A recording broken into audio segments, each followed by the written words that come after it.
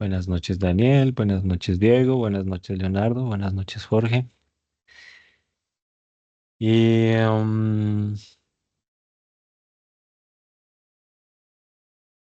bien, bien. Ayer terminamos bien. No sé si alcanzaste a ver el final de la clase ayer sobre el tema de Python.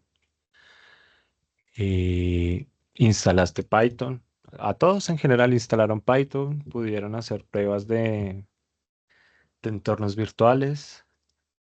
¿Qué tal los videos? Si fueron claros. ¿Necesitan algún soporte, alguna ayuda con esto?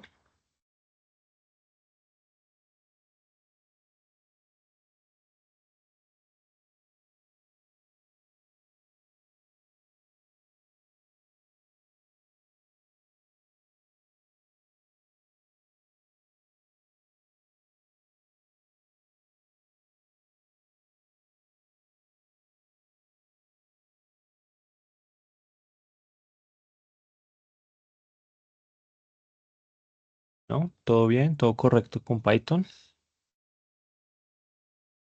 Bien. Ok, ok, bien, bien, bien. O sea que pudiste manejar una versión ahí de Python. Ok, ok, bien, bien, bien. Bueno, cualquier duda, cualquier consulta, pues me pueden decir. Con mucho les colaboro. Vamos a comenzar con algo. Voy a compartir pantalla general para poder mostrar todo. A ver, ¿dónde está? Este. Este no es. Creo que es este calendar. Este acá. Eh, Acá en la sección de en la sección de equipos, perdón, está el grupo general. ¿Sí están viendo? Sí, creo que sí, sí. El grupo general pues del curso. Entonces, acá pues está la preguntita de quiénes usaban Linux, para que por favor completen la pregunta, si tienen tiempo. Está pues, en fundamentos y aplicaciones. Acá en equipos, pues pueden ver sus equipos. Acá está, en general, en canales principales. Acá pueden ver, pues, lo que vamos agregando. Acá está lo de la tarea que dejé ayer. Estos son los videos para los que pues, no estuvieron toda la clase. Pueden verlo acá. Un video de instalación, la recomendación, el enlace a la recomendación que les hice de la versión de Python y un enlace para quienes conocen y quieren recordar un poco lo de entornos virtuales en Python, como para los que no conocen qué son los entornos virtuales de Python. Es algo muy sencillo, es muy ameno el video, poquito largo, por ahí 10 minutos, 15 minutos, pero pues resuelve esas dudas. Y acá tenemos algo muy interesante que es el Class Notebook. Acá pueden ver las notas de la clase. ¿Sí es acá? No, creo que no es acá. Trabajo en clase. No, no, ingeniero, es en el área de trabajo en clase. Exacto, sí, trabajo en clase.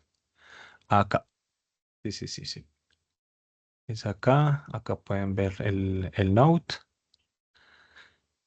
Y pueden ver pues lo que charlamos ayer, un poquito pues estructuradito, la diferencia, lo que charlamos ayer. Un poco el resumen, pues más texto que la presentación. Y para que si quieren repasar, pueden, acá está la tablita, eh, pueden, pueden aquí visualizar, acá hay un diagrama un poquito más claro de lo que es el ciclo de vida, los posibles bucles que se podrían llegar a generar. Entonces, para que le echen una ojeadita ahí. Listo, listo, eso es todo por la plataforma. No sé si, creo que tienen una parte de tareas donde pueden cargar si quieren sus tareas y poderlas discutir. Y pues es opcional, por ahora es opcional. Listo. Frente a la tarea, no sé. quién llegó a investigar, qué son las alucinaciones, qué encontraron, qué vieron, por qué suceden.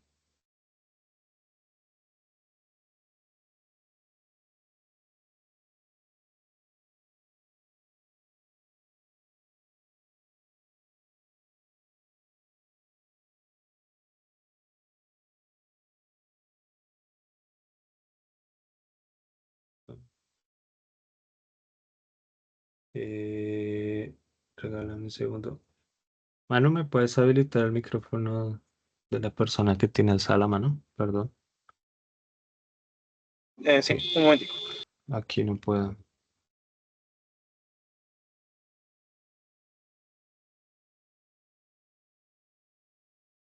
¿Sí puedo? No, es que me abre otra persona. Ah, ya.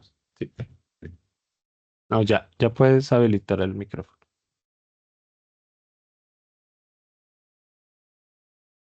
Buenas noches, profe. Buenas noches a todos. Buenas noches, Diego. Eh, digamos que yo hice un poquito de la investigación y también de lo que me he dado cuenta pues, al usar estos modelos.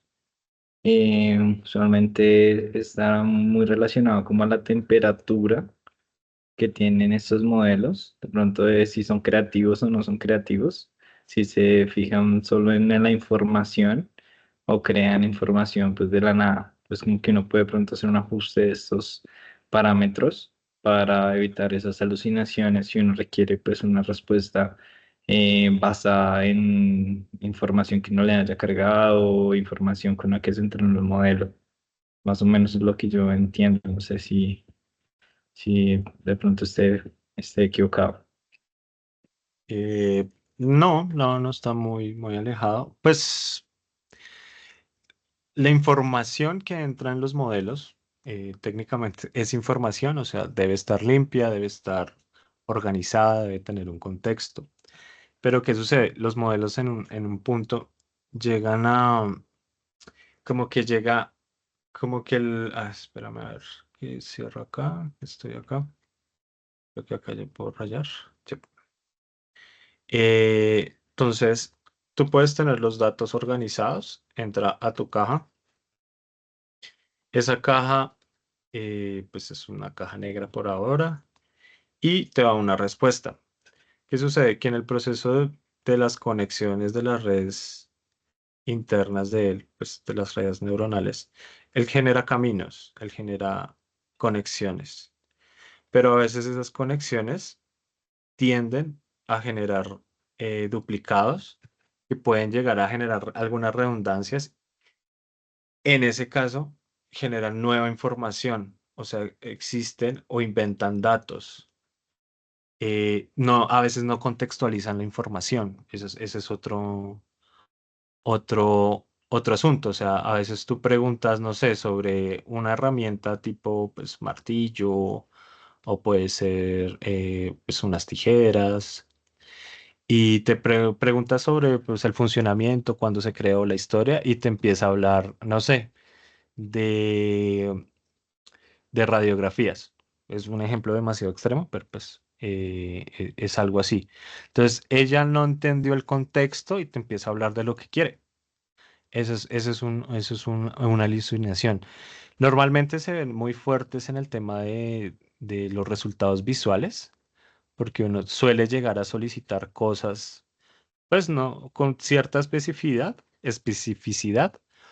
pero no te da, o sea, como que rompe el contexto y te da algo totalmente diferente. O sea, te rompe la imagen o crea imágenes que no tienen ningún sentido. Puede que existan formas que uno pueda llegar a dilucidar en algún momento, pero pues si necesitabas otra cosa, como por ejemplo un muñequito, no sé, que hiciera algún movimiento, que estuviera en alguna situación, que tuviera una espada, por ejemplo, y pues te generó estas formas así aleatorias.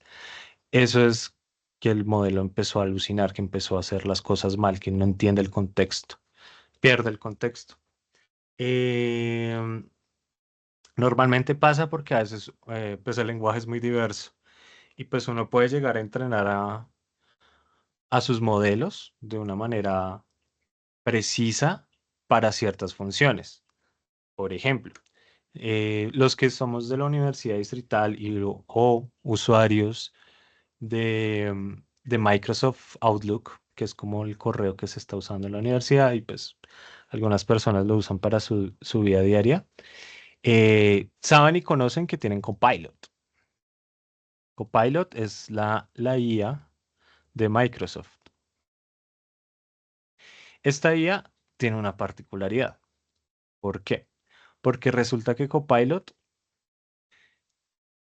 es básicamente, o sea, el core de Copilot, el centro de Copilot son los modelos de OpenAI, de GPT, el mismo que utiliza ChatGPT. ¿Qué sucede? Que pues ChatGPT, como todos ustedes conocen, las IAs gratuitas en general, los chats, ellos no te cobran cuando lo usas gratis, pero sí guardan sí guardan tus conversaciones y tus datos, tanto para entrenar sus modelos, o sea, como para tener una base de datos y ver la respuesta, como también para interactuar de otra manera con su información. Entonces, por eso es, es peligroso y pues pasó hace no mucho tiempo que muchas empresas estaban utilizando ChatGPT para su día a día de manera gratuita, o sea, ni siquiera de pago.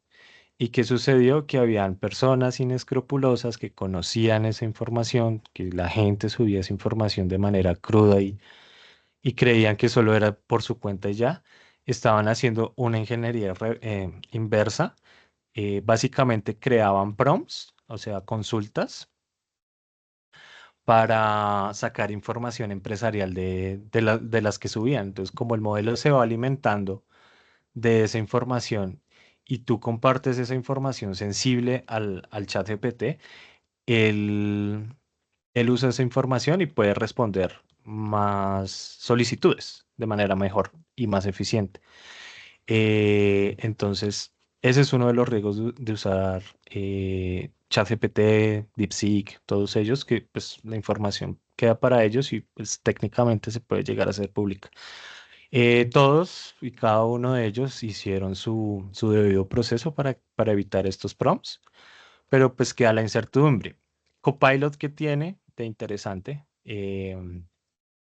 Ellos tienen pues especialmente en el apartado business, su Copilot es solo business, o sea, toda la información que tienen ellos aquí compilada solo la puede ver el administrador pues del dominio. En este caso sería plataformas de la Universidad Distrital. Eh, y también están no en la última versión, sino ellos siempre van una versión atrás de GPT, porque ellos utilizan la versión de GPT, pero la adecúan, o sea, crean cambios para que sea eficiente para todas las herramientas de Microsoft 365. Eh, no sé si han notado, eso ya es como manera de curiosidad en ustedes, que por ejemplo en Outlook, en lo que es el correo, tienen un apartado de Copilot. Tenemos un apartado aparte que es solo Copilot. Y para pues, las personas que conocen un poquito de código y eso, tenemos el Copilot eh, en, en GitHub. Tenemos el Copilot, por ejemplo, en otras herramientas como Power Apps. Tenemos también está en Power Automate. ¿Qué sucede con cada una de estas herramientas? Copilot como solo, pues 365 es el de pago, Copilot es el que pueden usar gratuitamente con solo es pertenecer al dominio o a una cuenta business. ¿Qué sucede? Que este es como nuestro chat GPT. Entonces es muy transversal, tiene respuestas para todo. GPT. Tiene respuestas para todo. eh, Se usa muy similar, es un chat que es multifuncional, puedes crear imágenes. Entonces es útil. ¿Qué sucede con los demás? Que, por ejemplo, en este Copilot de Outlook está especializado con una formalidad, o sea, tiene un contexto de empresa con una formalidad para crear correos, o sea, todo lo que te ayuda con los correos, generar esos correos que puedes enviar luego, o sea, como esa lista de espera de correos y poderlos enviar luego, crear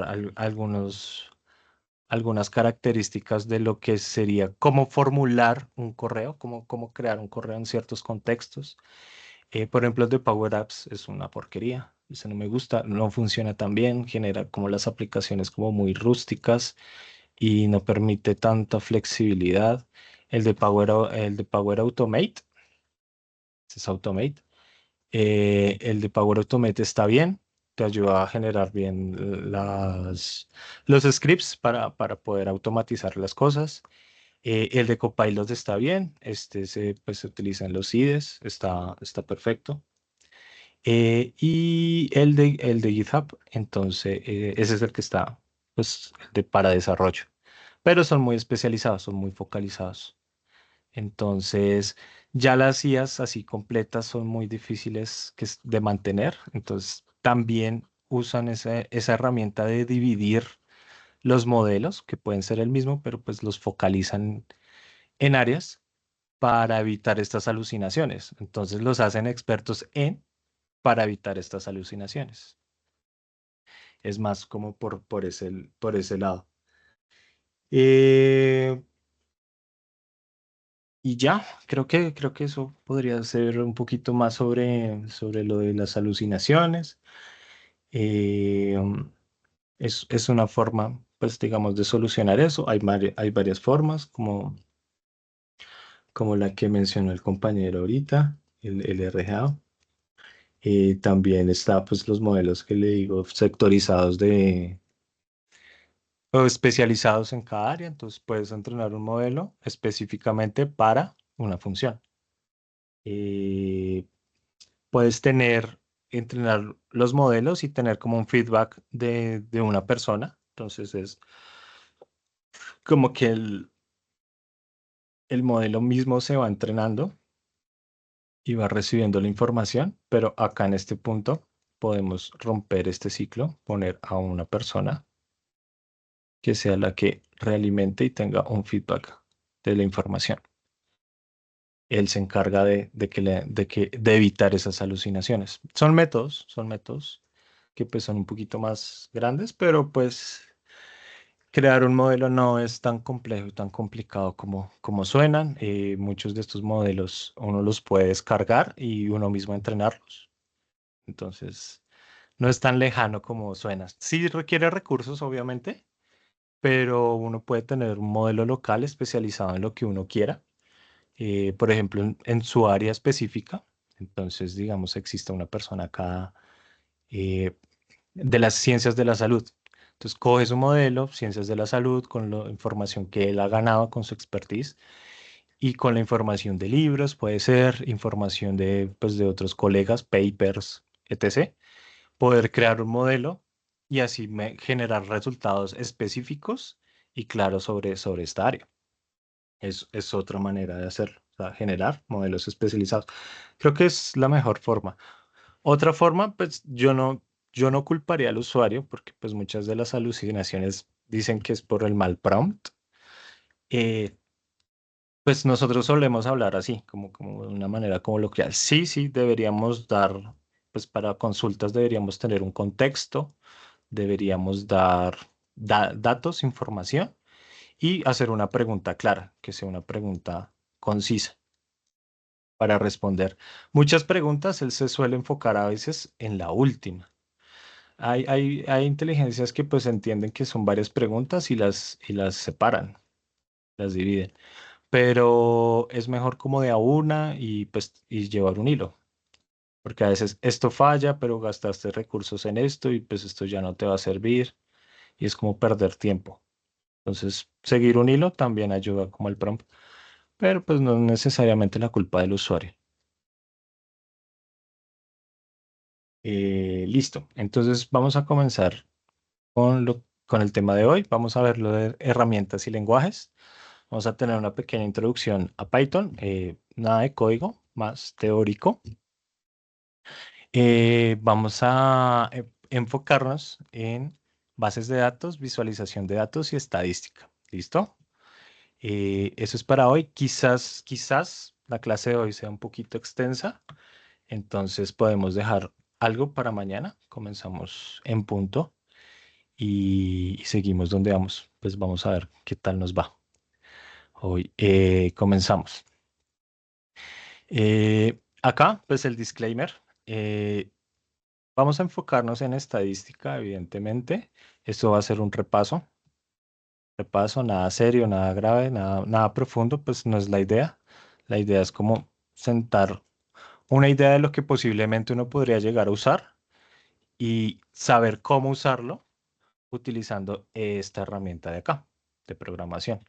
La idea es que, pues sí, tengamos en claro qué es, por ejemplo, la media, pero pues usamos la herramienta para calcular la media.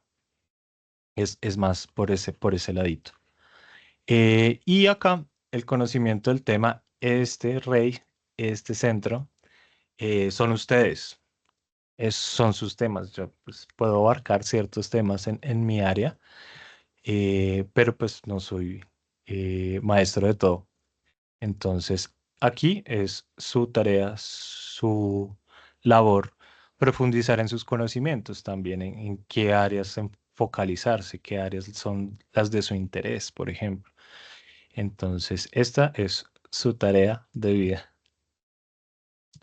Bueno, comenzamos. Acá vamos a hablar un poquito de estos tres lenguajes. Y en el apartado no sale, pero ya les explicaré por qué. Rust. Python. Python es el lenguaje, digamos, más sencillo, uno de los más sencillos que existe hoy en día, porque no se complica con sentencias como, por ejemplo, abrir y cerrar corchetes, tener comas en ciertos lugares. Sí, el lenguaje de Python es muy claro, muy conciso, es fácil de entender. O sea, acá ponemos una condición de sí y solo con el tab, con espacios, él mismo genera como una linecita. Ahorita cuando veamos un poquito de código van a notar eso. Y acá uno coloca pues el proceso que quiere hacer. Es un lenguaje muy flexible y muy amplio. ¿Por qué? Porque es que Python es como la herramienta del pueblo. Es la herramienta que todos usan. Entonces, lo usan para backend, lo usan para APIs, ya ha estado siendo usado para desarrollo web, para frontend, ya se utiliza para data science, se utiliza para inteligencia artificial, se utiliza, o sea, es muy transversal. Python tiene muchas librerías de todo. Se utiliza para scraping web. O sea, Python es el lenguaje del pueblo. Por eso, digamos, acá vemos la representación del hacha, como que es el arma común del pueblo. Luego está R.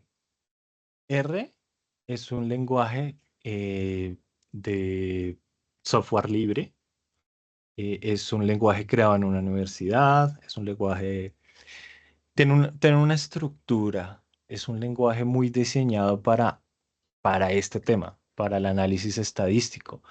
Este lenguaje, a diferencia de Python,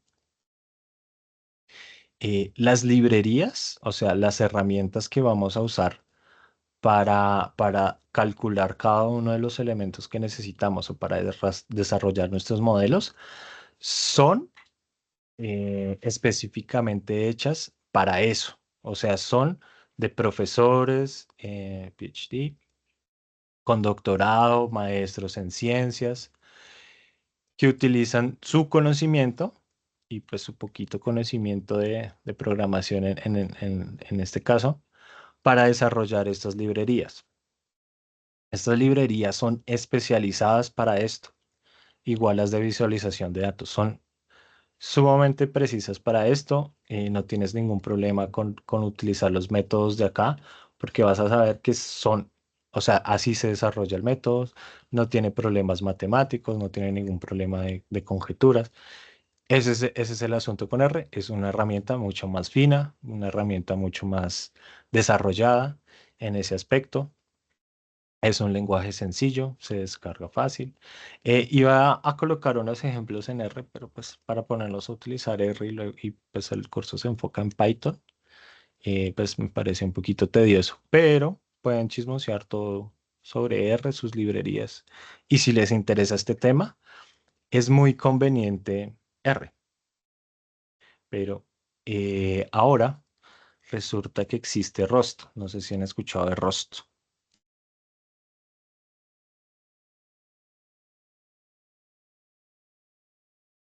Sí, es verdad. Creo que su merced no está. Ayer hablando sobre Deep Learning, hablamos un poco sobre este tema. No es que no podamos verlas, digamos, uno se puede llegar a hacer una idea de que una red neuronal eh, son bolitas y conexiones. Pues aunque la neurona es como más esto y tiene como su formita específica. eh, lo que resulta es que él va a crear un proceso donde él crea caminos para hallar resultados, posibles resultados. Esa es como la imagen más común que tenemos de una red neuronal. Y nosotros acá tenemos estas respuestas. Pueden ser más complejas, o sea, tener n, n capas, estas se llaman capas, capas de redes. ¿Qué sucede? Que modelar esto no nos queda claro. O sea, nosotros acá podemos meter uno y sabemos que la respuesta va a ser 200, por ejemplo. Pero nosotros no podemos formular una ecuación que nos dictamine esto. O no podemos generar un patrón o un algoritmo que nos replique esto. ¿Por qué? Porque es que es un proceso de entrenamiento donde se le pasa un pool de datos para ser entrenado y luego se tiene un pool más pequeño de datos para hacer un test. Y acá es donde uno verifica. Igual, estas redes no son 100% precisas, o sea, te va a dar lo vamos a ver más adelante, pero te va a dar un valor de probabilidad. ¿Qué porcentaje es tan exacto esta respuesta en este hito o en este hito? Entonces, es por eso, o sea, no es porque no lo podamos imaginar o ver. Yo ayer les mostré un video, si quieres, ahorita lo subo en la parte general, lo comparto ahí para que lo puedan ver otra vez. Y tenemos una entrada, tenemos una caja y tenemos una salida. ¿Qué tan buena es esta salida? Depende del porcentaje y depende del modelo, qué tan bueno es. Es más eso, es más eso. Como que no se puede ver, no se puede estudiar el método. Ok, pues Rust es un lenguaje que no es nuevo, pero sí es muy nuevo en este tema de data science. Está cogiendo fuerza, tiene como la rigurosidad de R, tiene la facilidad de Python. Rust es el lenguaje que está tratando de migrar.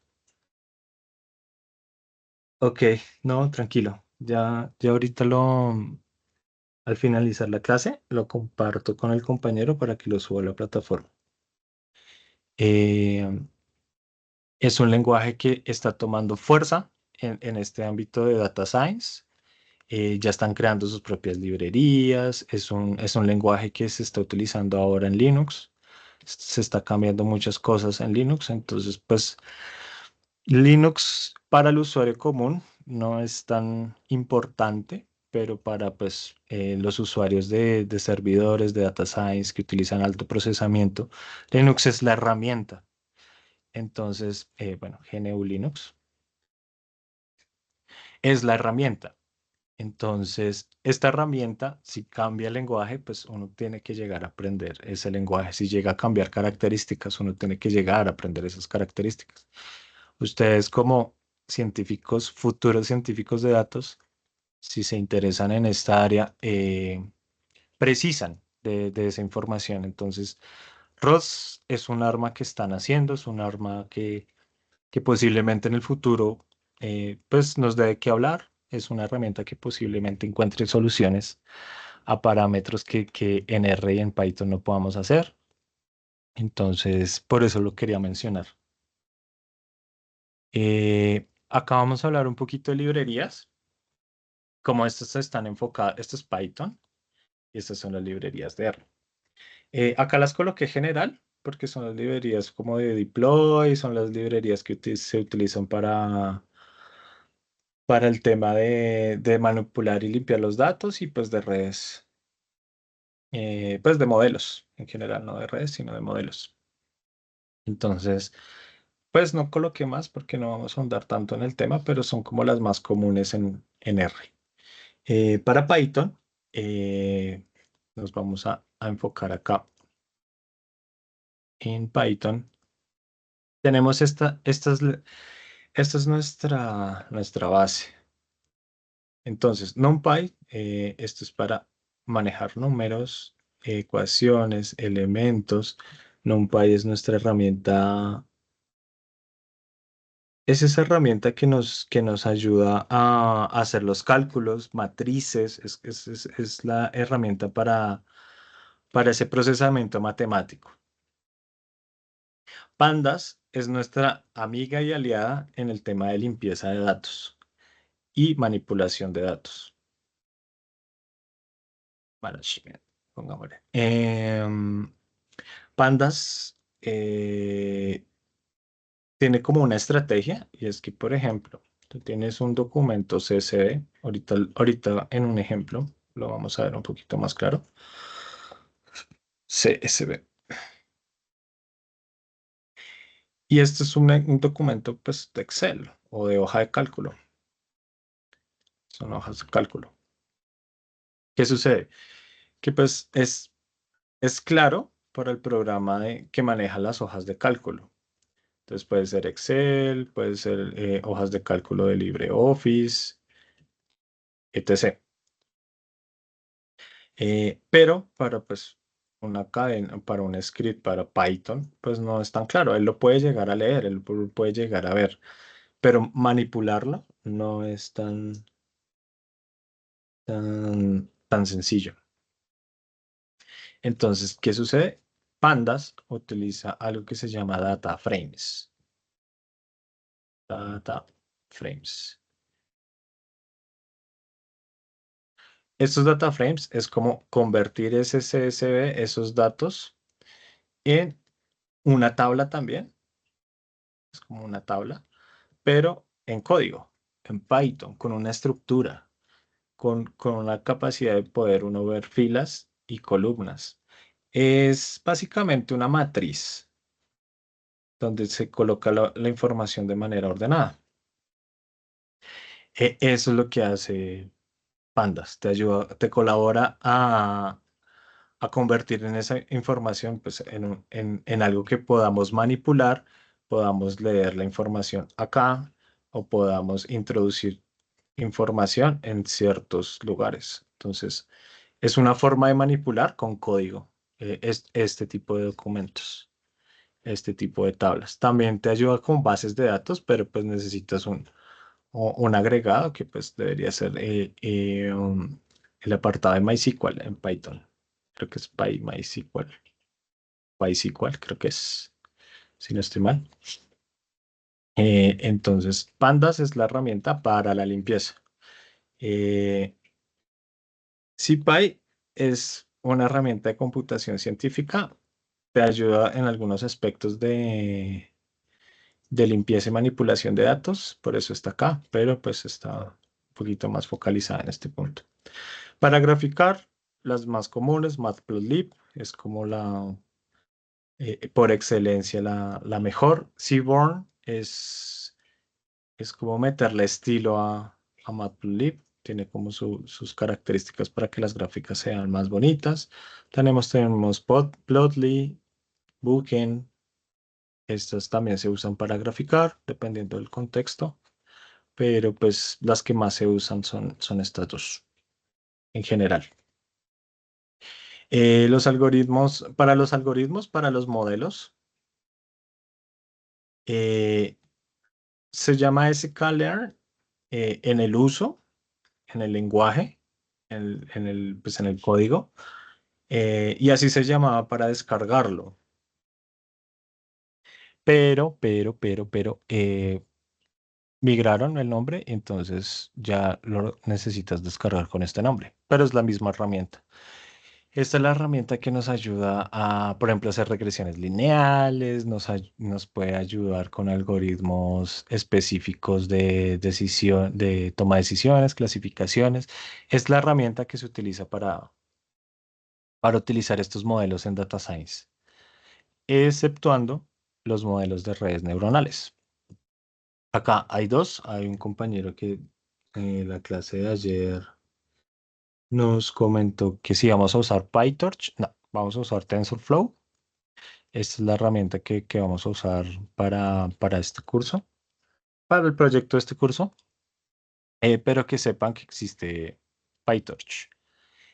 Si no estoy mal, PyTorch es de Facebook, es desarrollado por Facebook, si no estoy mal.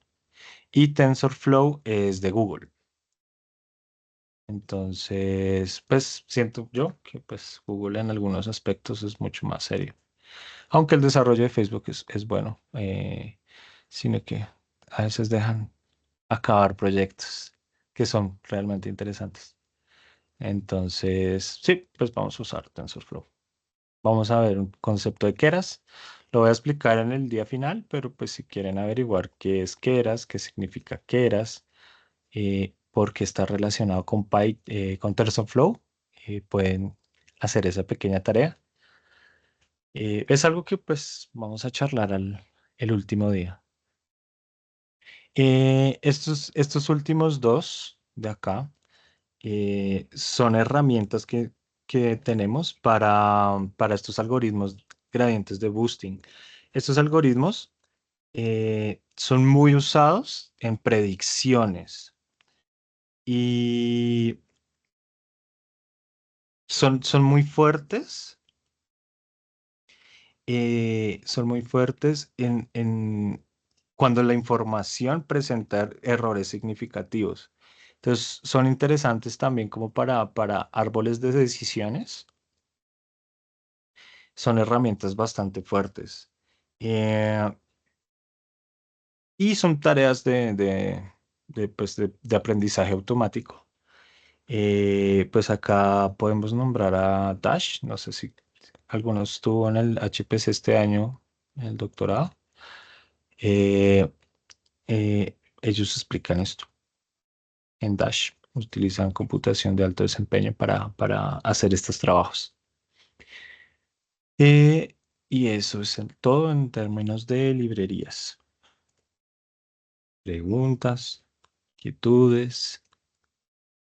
Hasta el momento todo bien, todo claro.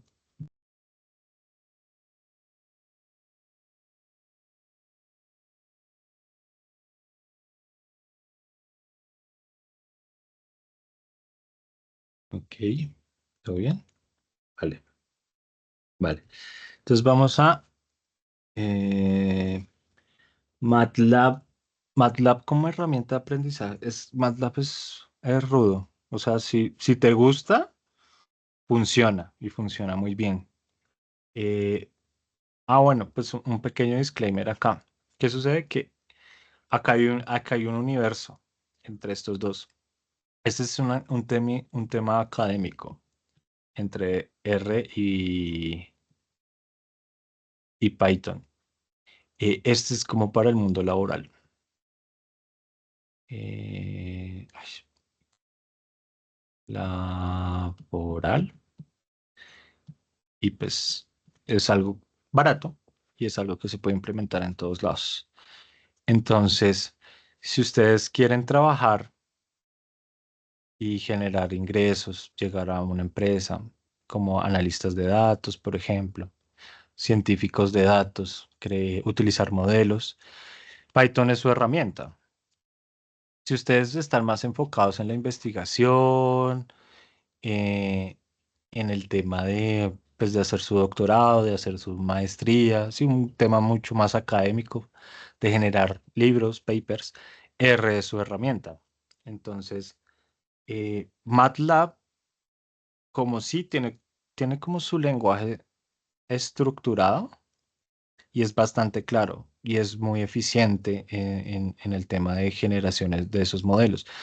Y tiene muchas herramientas. Es caro, pues la universidad provee, no sé si siga proveyendo, pero en mi época teníamos MATLAB para todos. Proveía MATLAB y era la herramienta que nosotros estudiamos. Nosotros estudiamos con MATLAB. Entonces, sí, sí, o sea, para aprendizaje está chévere para generar modelos de práctica, para generar métodos de aprendizaje, de estudio. Es una buena herramienta. ¿Qué sucede? Que pues el mundo está enfocado acá. Entonces, si vas a las búsquedas de empleo, por ejemplo, pues te van a pedir lenguajes.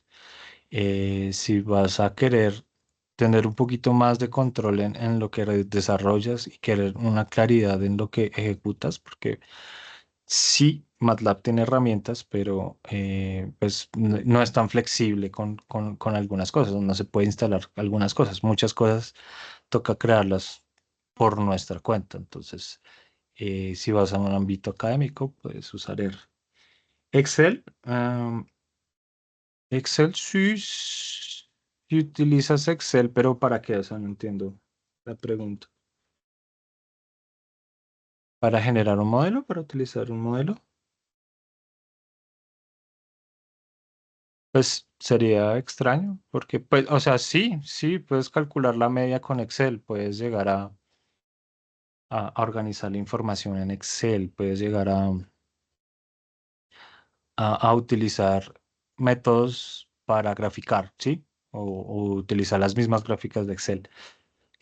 Pero utilizar un algoritmo, pues tendrías que generar como todo el código y pues básicamente las librerías lo que hacen es que ya está todo el código hecho y solo tienes que crear unas entradas.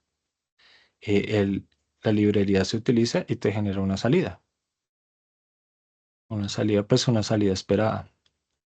Entonces, pues no sería lo más útil utilizar Excel, pero pues es una herramienta que uno puede llegar a usar como bases de datos, que no es lo correcto, pero sí, se puede llegar a usar.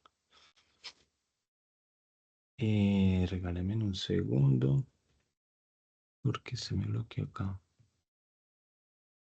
Ok, ya, listo. Segundo. Ya. Entonces vamos a...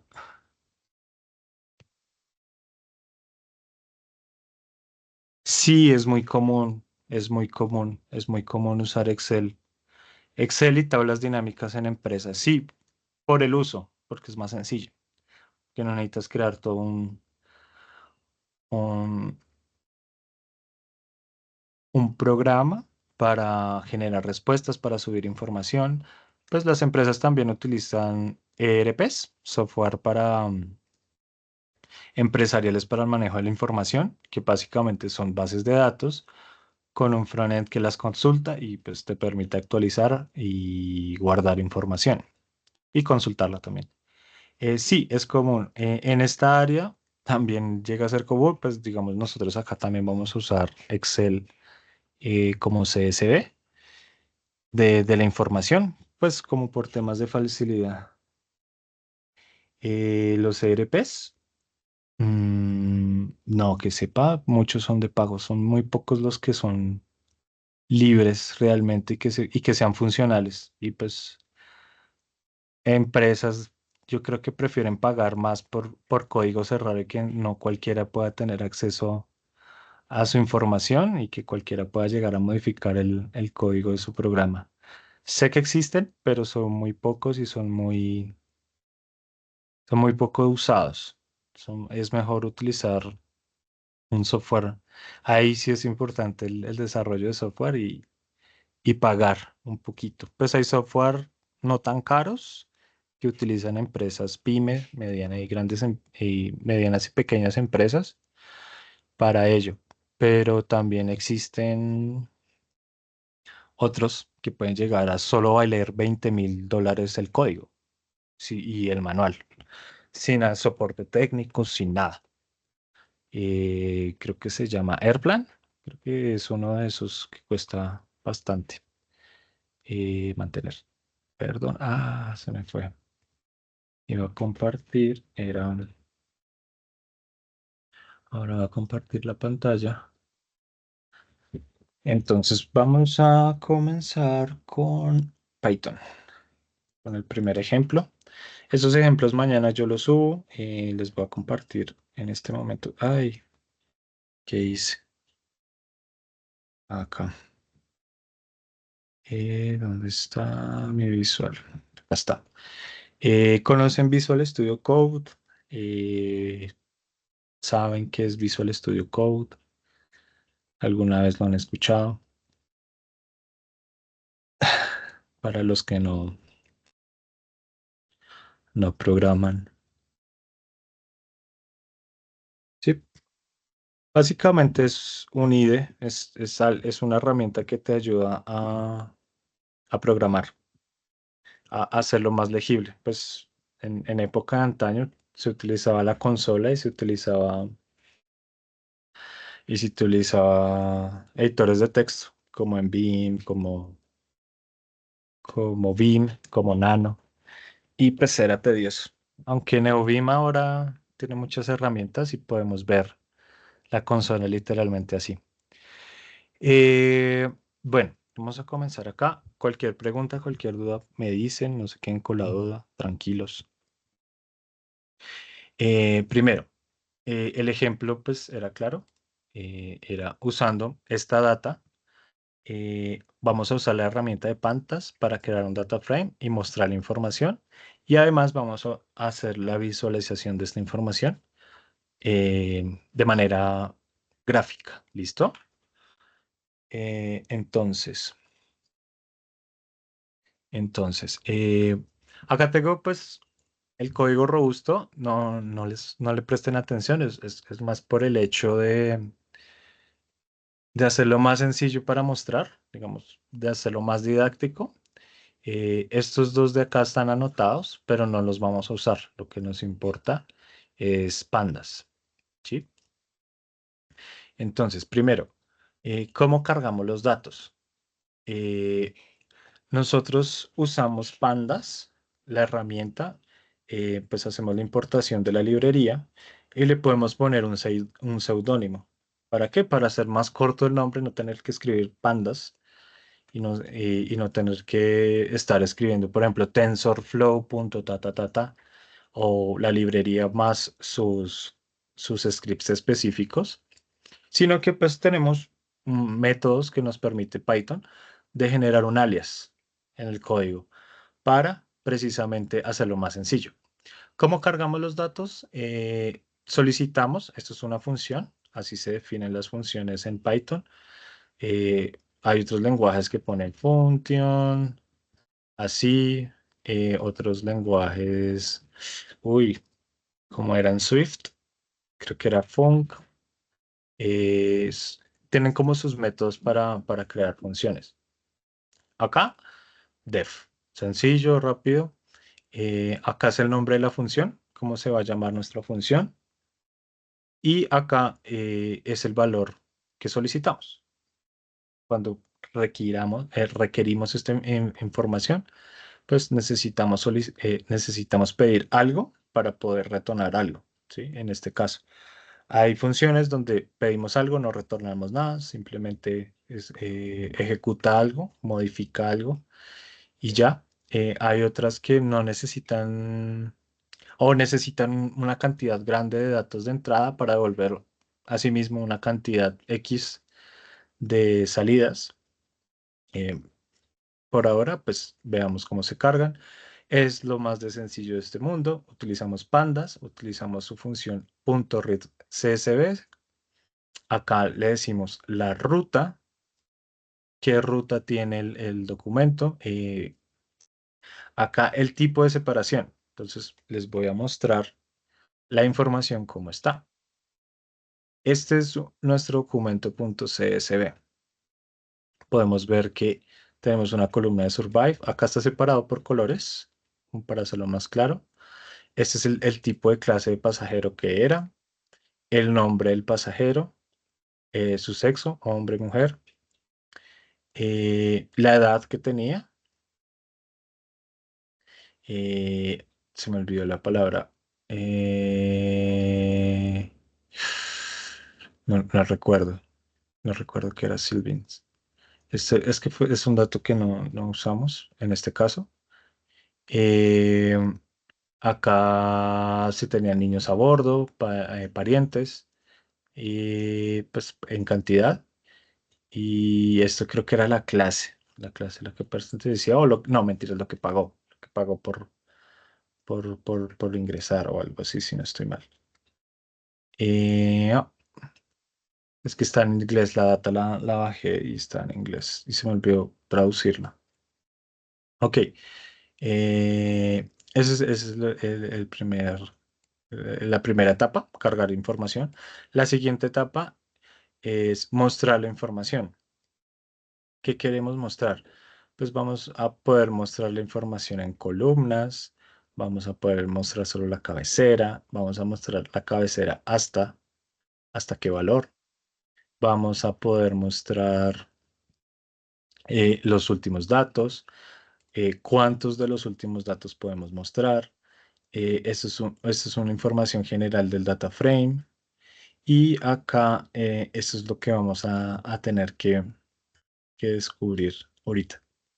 Este es el de visualización. Este no tiene nada. Este es el de visualización. Entonces, es la forma de visualizar la información. Eh, este es un gráfico de supervivencia de con qué características podríamos llegar a ver si sobrevivió o no sobrevivió la persona, dependiendo, eh, dependiendo del valor del data frame que ingresamos. Este es un gráfico de la edad por sexo. Entonces, dependiendo o sea, qué edades y qué sexos hay en esta relación. Es un histograma. Esto es un gráfico de conteo. Acá tenemos un gráfico de la tarifa por clase, era ese. Entonces, ¿cuánto se cobró por qué clase? Eh, y ya, y ya, esas son las gráficas que vamos a ver. Entonces, eh, les voy a enseñar a usar el programa. No, o sea, esto de acá, básicamente es el llamado de estas funciones de acá, que son las que nos interesan. Estas de acá, que es el uso de pandas. Entonces, para ver las columnas con df.columns, o sea, el data frame, nosotros ya creamos el data frame, que es lo que devolvemos acá. Es nuestro uso. Con ese data frame podemos consultar las columnas, cómo verlas. Podemos ver los primeros valores, creo que son los primeros 5 valores. Acá podemos definir con el mismo data frame la cantidad de valores que queremos ver. Pues la cola, los últimos 5 valores, la cantidad de los últimos n valores. Esta es la información del data frame. Esta es interesante para que ahorita la miremos. Y este describe es una herramienta que nos servirá más tarde. Entonces, primero, eh, voy a entrar. En este caso, yo tengo todo mi curso acá y este es mi entorno virtual. Entonces, yo estoy usando V, pero pues es por gusto personal para el entorno virtual. Igual se ingresa de la misma manera. Eh, entonces, llamamos a la carpeta. Estoy en Windows. En Linux se utiliza Source. Entonces, comienza con Source y se hace el llamado a la carpeta y se va a otro directorio. En este caso, nos vamos a Data Science. Se me perdió. DS. ¿Y por qué se me fue? Si es punto. DS, eso. Scripts y Activate. Así de sencillo se entra al entorno virtual. ¿Cómo sabemos que están en el entorno virtual? Al principio sale. Yo estoy usando la consola de PowerShell de Windows. Es la mejor para utilizar estas cosas. Es sencilla y tiene como elementos fáciles para, pues muy de Windows, como por ejemplo este portado ls para consultar, muy de Linux, perdón, hacer control L para limpiar. Entonces es muy parecido a la consola de Linux, por eso como que se me hace un poquito más cómodo. Eh, ¿Cómo comenzamos? Digamos, ¿cómo leer esto? Esto es la forma de consultar eh, la información. Eh, no no se enfoquen en esto, enfóquense en los scripts, pero pues lo voy a explicar. Vamos a Python, vamos a Python, eh, escribimos, estoy afuera. Hay una claridad que tengo que hacer también, porque puede que ustedes puedan crear su entorno virtual dentro de cada uno de los ejemplos. Sí, se puede llegar a hacer. Y de ahí también cambia el llamado de la información. Por ejemplo, en carga, yo como estoy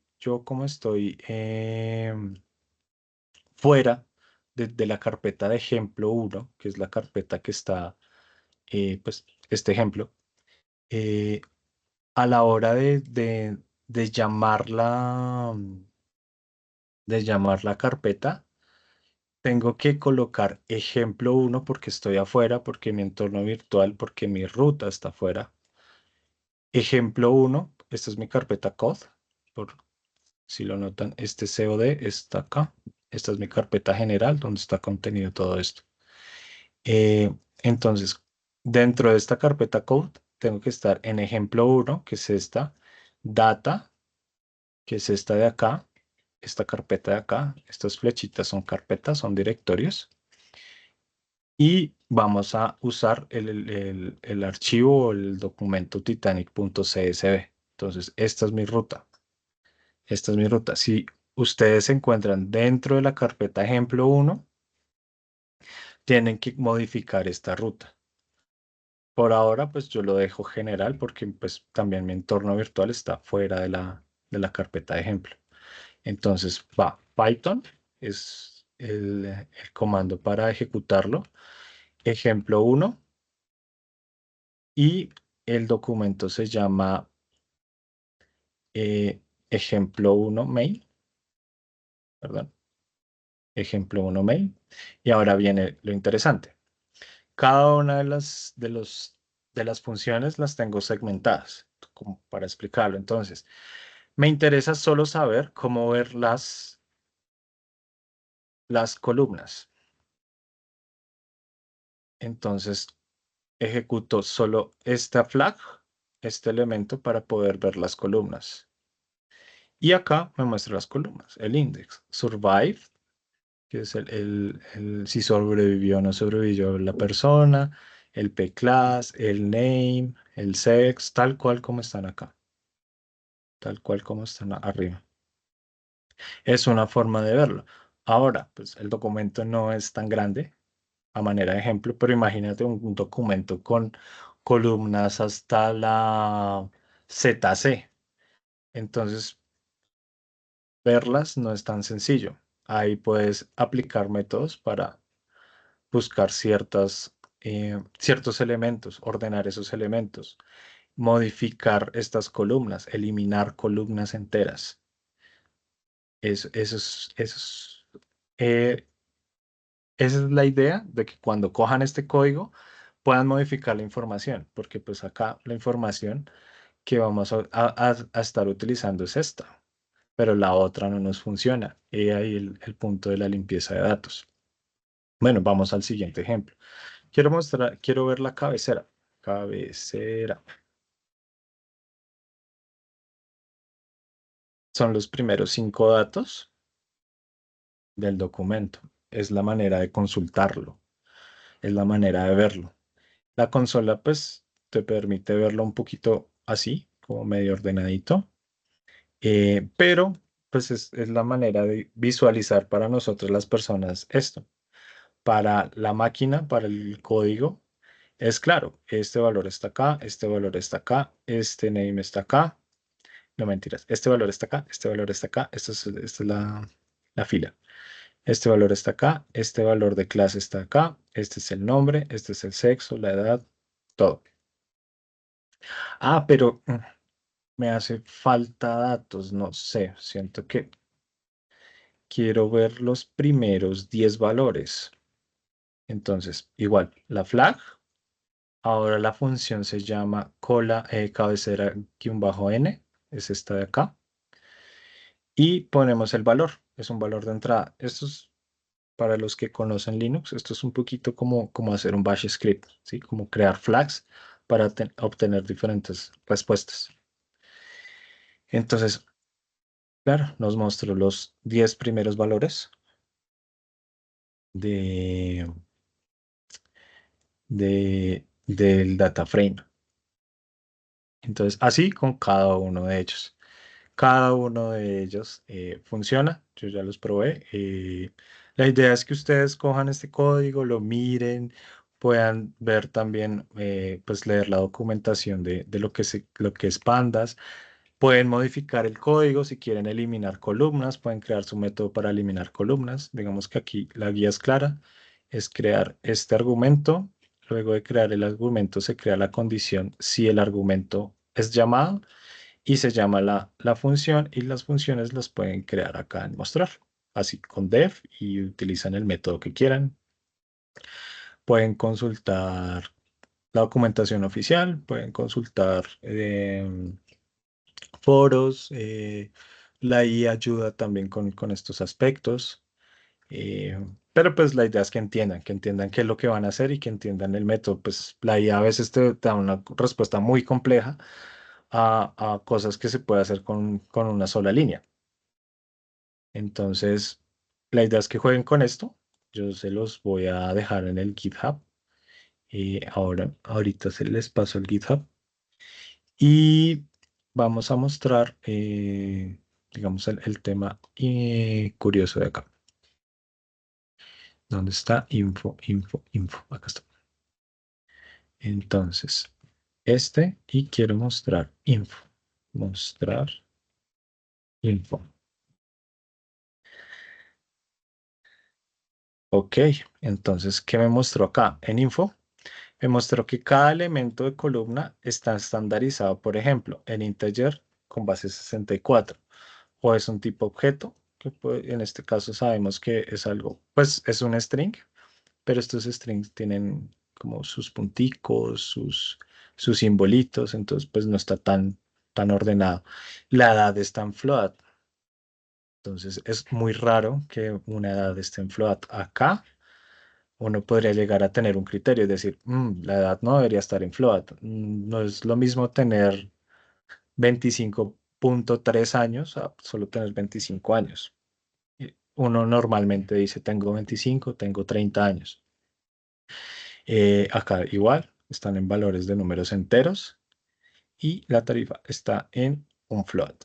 Entonces acá podemos sacar la información de cómo está estandarizada nuestra información y poder también cambiar eso a nuestras necesidades o las necesidades que posiblemente requiramos o requerimos para, para avanzar y convertir estos datos en información. Eh, vamos a, vamos a graficar. Entonces vamos a visualizar estas tres gráficas y nos tomamos un descansito de... Uy, son las 8:10. Bueno, vamos a avanzar un poquito más. Eh, visualizar. Vamos a visualizar supervivencia. Vivencia. Ok. Vamos a visualizar supervivencia. Entonces, esta es la manera más fácil de ver una gráfica. Acá tenemos la cantidad de esto. Y si sobrevivieron, si sobrevivieron, que es 1. Acá abajo está el disclaimer, no sé si se alcanza a ver, creo que está muy chiquito. 1, que es el cuadradito de la derecha, y 2, que no sobrevivieron.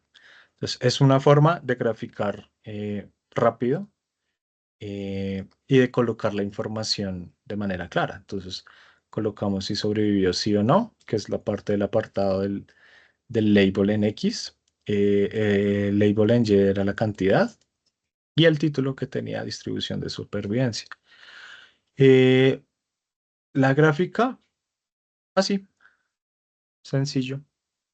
No tenemos, no tenemos ningún misterio. Esta es la forma de graficar con el Searborn. Utiliza la data. No llamamos, llamamos el data frame y utilizamos el valor que queremos. Esto es un conteo, ¿no? Entonces, acá solo pues contamos cuántas veces X está en 0 y cuántas veces X está en 1. Por eso solo pide un valor. Ahora vamos a graficar esta que es un poquito más interesante. Creo, si no estoy mal, era edad por sexo. Edad. Ay, se me fue. Edad por sexo. Entonces acá vemos esto. Tenemos las edades, pues el rango de las edades, estas son las edades, eh, y la cantidad de personas por cada uno de los sexos. Entonces acá tenemos masculino, femenino. Y es una manera clara de ver. También vemos la tendencia. ¿Qué forma tiene esta gráfica? ¿Qué podemos decir de las personas digamos que esto sea 2, 4 mayores a, esto está en 64 años, mayores a 64 años, 64 años, que solo son hombres. Entonces, todos los mayores a 64 años en el Titanic, sabemos ahora que eran solo hombres, murieron o sobrevivieron, pues podríamos cruzar información. Pero en este caso, todos los mayores a 64 años eran hombres. Eh, eh, el mayor, la moda, en este caso del Titanic, era, por ejemplo, edades de los 20 a los 24 años. Es este ranguito de acá. Entonces, es una forma de verlo, es una forma de interpretar la gráfica, por ejemplo, y nos da un poco de información, o sea, un poco de contexto también, y un poco de que podríamos ver algunos patrones con solo ver una gráfica. Eso es a lo que me refiero con convertir la información y hacer un análisis previo. Eh, este es igual, usamos la data, usamos los valores de X para la edad. El otro valor es el sexo, pero pues utilizamos UE porque pues son dos parámetros o sea, no es blanco y negro, o sea, no es un solo parámetro escalable, sino que es un valor cualitativo. Entonces usamos UE. Usamos esta parte de stacks para poder verlo en las barritas y pues cuántas barritas queremos ver. Lo mismo, título, el label en X, la edad, el label en Y, y esto es para plotear, para poder ver la gráfica. Y la última, que es un poco similar, creo que es igual, tarifa por las.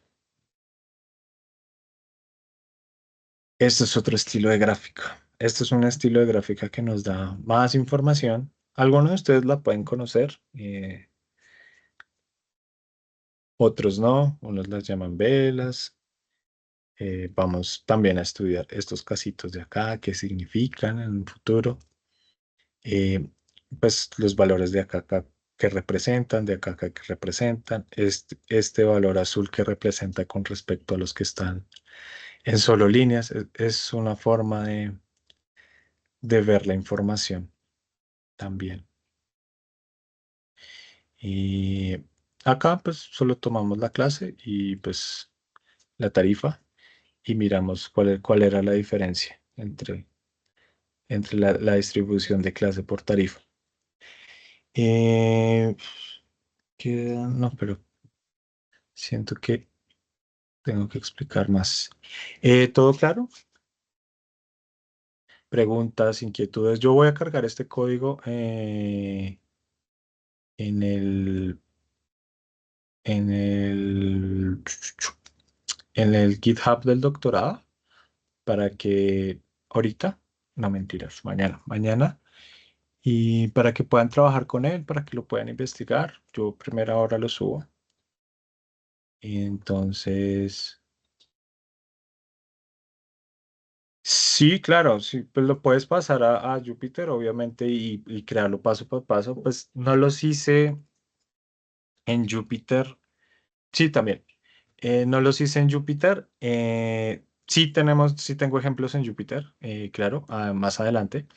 Pero estos ejemplos no los hice en Jupyter precisamente para mostrar esa flexibilidad y no estar como subiendo y bajando, sino que pues tomar cada uno de los elementos que me interesaba mostrarles y ejecutarlo. También es como el método de las dos maneras de trabajar. Entonces, más adelante cuando veamos, tengo un par de libros en Jupyter, pues les mostraré y les explicaré pues con Jupyter también. Sí, solo es copiar los bloques de código y utilizarlo en Jupyter como mejor se les acomode, como mejor les guste. Sí, sí, sí, son libres de usarlo también. Voy a compartir aquí el GitHub del doctorado. Ahí tengo un pequeño disclaimer sobre,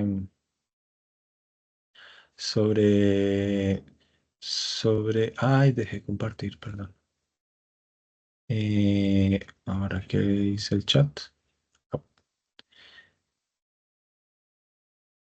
Ok, sí, pero la idea es verlo más adelante porque les iba a explicar eso precisamente cuando veamos el tema de outliers, perdón, eh, y te lo voy a explicar bien. Es un tema de cuartiles y de cómo se distribuye la información. Entonces, tranquilo, tranquilo, lo voy a explicar mañana, pero no se preocupe, no se preocupe, tranquilo. Sí, sí, vamos a ahondar en el tema. Este es el GitHub que es pues, el repositorio del GitHub del este. Acá tenemos una recomendación. Este requirements también lo va a cambiar. Por favor, no lo descarguen hoy porque hubo un tema y es que yo desarrollé todo este proyecto en Linux y unas cosillas, unas librerías que me modificaron en Windows. Es un tema de un par de librerías. Entonces, no lo descarguen todavía para instalar ¿qué? Los, las librerías que vamos a usar en el curso. Mañana cuando aparezcan los ejemplos, pueden bajar el repositorio y ejecutar el requirements. El requirements, digamos, para los que no conocen esto, es básicamente una lista de lo que estamos usando. Acá se ve que estoy usando Jupyter. Eh, y simplemente se instala con un comando sencillito que es, aunque yo tengo V, creo que es, pues yo tengo V, pero omitan el V, creo que es pip install -R y llaman al documento. Así, sí, así. Y él les instala cada uno de los paquetes, solo con esta línea de código hasta acá. Voy a compartir por si la requieren. Así, sencillo. Ese está en Windows, ¿no? La línea, por si acaso. Y pues deben estar dentro de la carpeta y el entorno virtual para que les ejecute por las versiones. Bueno, avancemos. Regálame un segundo. Eso era todo por este aspecto. Eh, por este aspecto, es el primer ejemplo. Como tarea, pues acá es explórenlo, mírenlo si quieren convertirlo en un libro de Júpiter. Está bien, no pasa nada. Bueno, avanzamos al siguiente tema y es bases de datos. Esta debería ser nuestra manera de trabajar. Esta es la manera en la que debemos trabajar. Esta es la manera en la que necesitamos organizar la información. ¿Por qué? Porque es la información en algún punto, un documento en algún punto se nos va a dañar. Podemos tener algún respaldo, pero si trabajamos mucho en él, puede que falle. O sea, no es tan seguro.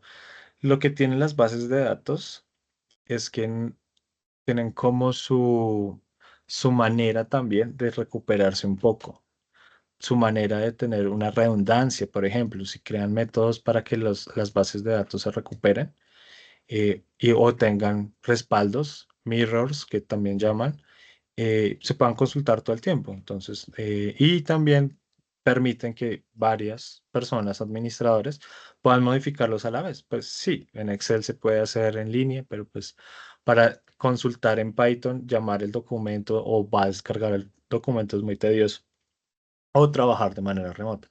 Entonces, importante conocer las dos grandes familias de bases de datos que tenemos. Las bases de datos relacionales o SQL o SQL eh, son, son nuestra manera más vieja y más común de organizar la información. Son tablas como las tablas de Excel, pero son tablitas que tienen una relación. Entonces puedo tener una tablita acá con N información.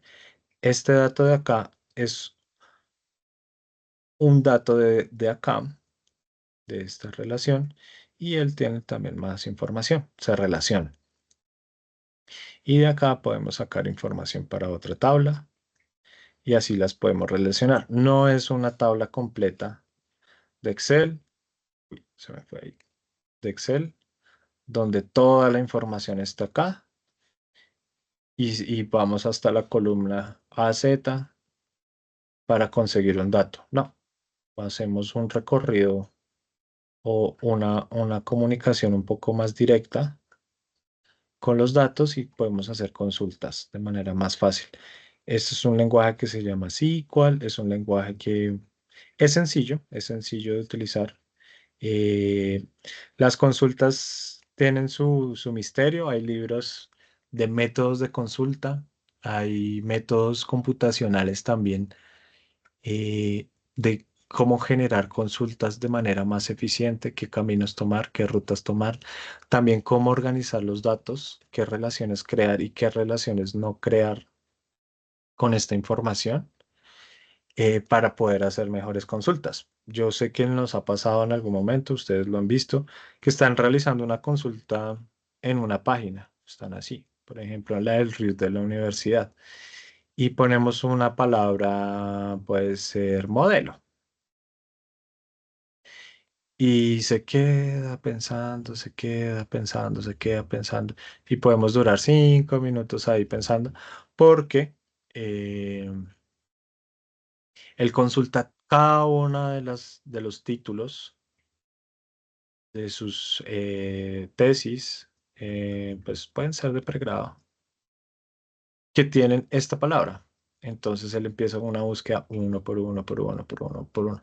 Pero pues hay otros métodos que hacen esto de manera un poquito más eficiente. Otra cosa es que hay estos campos de búsqueda que con solo uno colocar la palabra empieza a buscar y empieza a buscar y empieza a buscar y empieza a buscar, colocar una letra y coloca el espacio y vuelve a empezar a buscar. A veces es mejor dejar, en algunos casos, dejar que se complete toda la información y empiece a buscar el método. Estos tienen dos familias.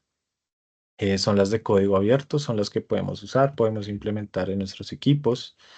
Acá me hizo falta SQLite. Em, Son las que podemos usar de manera libre, son las más comunes, MySQL, Postgres, no sé si han escuchado de ellas, MariaDB, este es otro gestor de bases de datos, SQLite, estas son las más comunes y las que más usamos. eh, las personas que utilizamos bases de datos o que estamos relacionadas con temas de bases de datos, porque pues son de código abierto, son gratuitas. Hay otras que son comerciales de pago.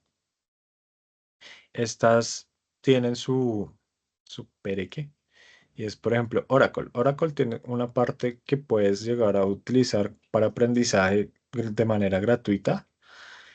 Es limitada, pero tienen métodos de redundancia muy buenos. Hay empresas que la información es lo más importante, la información que tienen digitalizada.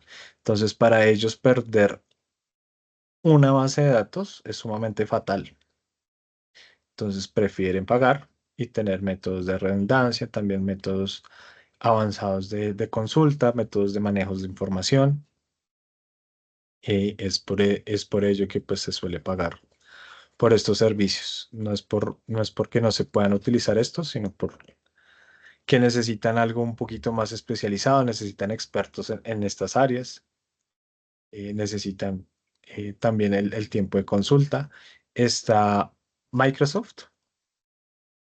Estas son para pues, los sistemas Windows Server que son usadas. Es la que utiliza Microsoft. También tiene su etapa free, su etapa libre. Pero pues a manera de consulta, de... eh, se me olvidó la palabra. Como de soporte. A manera de soporte, Microsoft te ayuda mucho con el tema de la información, igual te crea respaldos, hay métodos en los mismos servidores y en el mismo Windows Server que permite gestionar esto mucho mejor. O sea, pues es una herramienta hecha para pues, su Windows Server. Entonces, si utilizas Windows Server, utilizas herramientas como Azure, de Cloud, esta es la herramienta que debes usar. Tenemos también herramientas de bases de datos en nube como las que utiliza Amazon, como las que utiliza Azure, pues Azure con Microsoft, como las que utiliza Alibaba también tiene Cloud. Esas también, dependiendo del tipo, también son bases de datos relacionales, pero están en nube. Obviamente son de las partes comercial. Entonces acá viene todo lo que viene a ser cloud. Las no relacionales, estas son diferentes, es un paradigma diferente con referencia a lo que estamos acostumbrados a ver, a las tablas de Excel, pues a las hojas de cálculo o a los métodos ordenados como pues, los puntos CSV, datos semiestructurados, por ejemplo. Ellos utilizan varios métodos. Entonces tenemos, por ejemplo, clave valor. Tenemos un elemento, por ejemplo, examen, y tenemos un valor. Una nota, por ejemplo, 5. Pero este valor no es necesariamente ordenado porque podemos tener examen y podemos poner, bueno, examen nombre y podemos poner el nombre de la materia, por ejemplo, matemáticas. Entonces, la información no se ve tan en tablas, sino se ve más bien como eh, evaluación, por ejemplo, al mismo tiempo. Abrimos, estructuramos la información, tenemos examen, tenemos el valor y tenemos examen y tenemos la materia. Una forma de verlas es, no sé si conocen los documentos o los tipos de archivo JSON, XML, YAML. No sé si han escuchado hablar de ellos. Estos archivos, estos documentos, son esta estructura. Esas suelen utilizarse más en bases de datos no relacionales como data. ¿Por qué? Porque en código, en bases de datos relacionales para crear APIs, o sea, para crear métodos de consulta, muchas veces esta información en tablas la solemos enviar en esta estructura, pero esto ya es de manera de consulta, o sea, tenemos la información así en esa estructura. Entonces, son métodos para visualizar información de una manera estructurada. Es como un tipo de Excel en estilo texto. No sé si han escuchado de ellos. Alguna vez los han manejado. Esos son los de clave-valor. Tienen una clave, tienen un valor, no necesariamente están relacionados. Pueden tener eh, varios valores diferentes por clave y no tener una consistencia. Por eso las relacionales son un poquito complejas de administrar porque no necesariamente tienen una estructura tan clara. Estos son pues métodos gráficos para guardar la información. Esto es más como estilo nodos. Se almacena la información como por nodos y entre comillas se relaciona entre ellas. Es la manera de cómo se guarda la información. Acá tenemos a cua- eh, Neo 4J y Janus Graph como ejemplos de herramientas de administración de estas bases de datos. Tenemos estas que son en tipo columnas, guardan la información en tipo de columnas dependiendo del valor y no la ordenan. Toda la información queda así. ¿Para qué se puede usar? Podríamos usar, ¿para qué podríamos usar eso? Para la información personal de alguna persona sin estructura.